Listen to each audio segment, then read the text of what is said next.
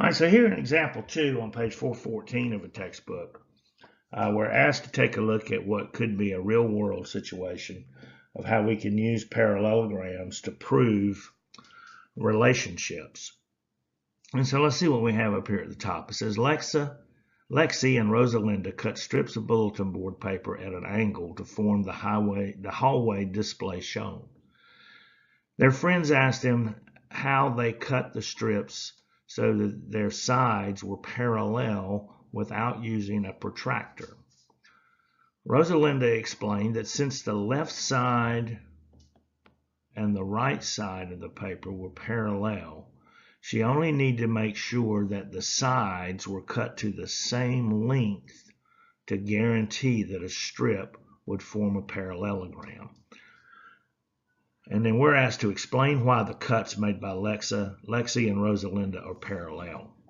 And this is going to involve a proof of sorts, but let's start by labeling the vertices of this object. Let's say that this is A, this is B, C, and D. And I do that just so we can get some definition.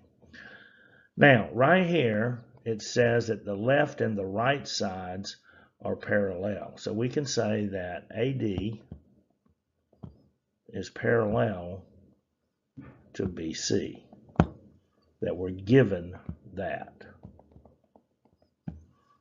All right. Now, what else have we been given? We've been told that these are the strips are the same length. So this AD then is congruent to BC. So segment AD is congruent to BC. Now we don't know anything about AB and we don't really have any definition for CD. However, we can apply theorem 6.12 that states that if you can show that a pair of opposite sides is both parallel, and we're told that these are parallel, and they're congruent, then the quadrilateral is a parallelogram. So we could then say that since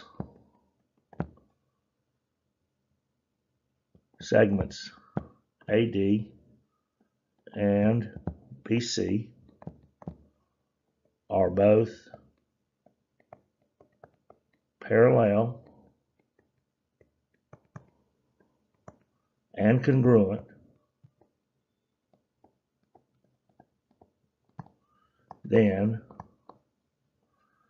A, B, C, D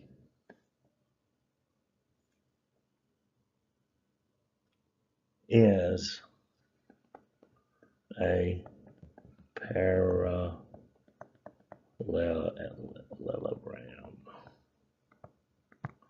All right, so there's one of our tests. Let's go over all the tests again.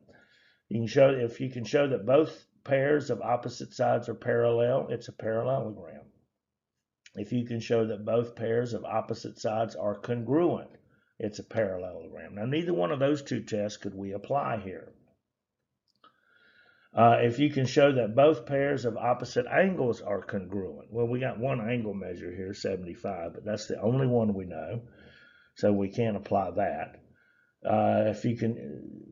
If both pairs of opposite angles are congruent, then it's a parallelogram. Well, a quadrilateral is a parallelogram. If you can show that the diagonals bisect each other, then the quadrilateral is a parallelogram. Well, we don't even have diagonals drawn, so we don't know if they bisect or not. And then lastly, and the one that we used here, if you can show that a pair of opposite sides are both parallel and congruent, then the quadrilateral is a parallelogram.